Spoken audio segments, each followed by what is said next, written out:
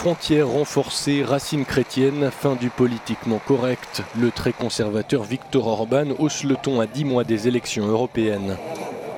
Le Premier ministre hongrois s'est posé en leader de la forteresse européenne anti-Macron et anti-Juncker samedi lors d'un meeting en Roumanie. D'après le traité fondateur, la Commission européenne a l'obligation de défendre les traités. Elle doit être impartiale et doit protéger ses valeurs fondamentales.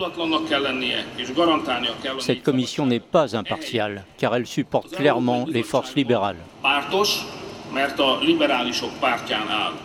Mais réjouissons-nous, les jours de cette commission sont comptés. La veille, Viktor Orban est allé plus loin dans une interview au tabloïd allemand Bild, affirmant « Les Allemands doivent être vigilants. Le concept de la France est que le leadership de l'Europe est français, mais payé par de l'argent allemand.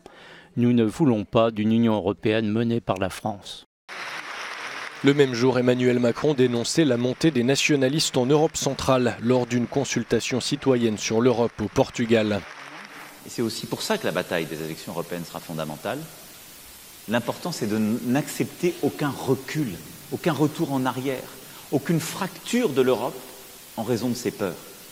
Parce que si on refracturait l'Europe en empêchant la liberté de circulation dont vous avez bénéficié, on ne répondrait en rien au sujet migratoire.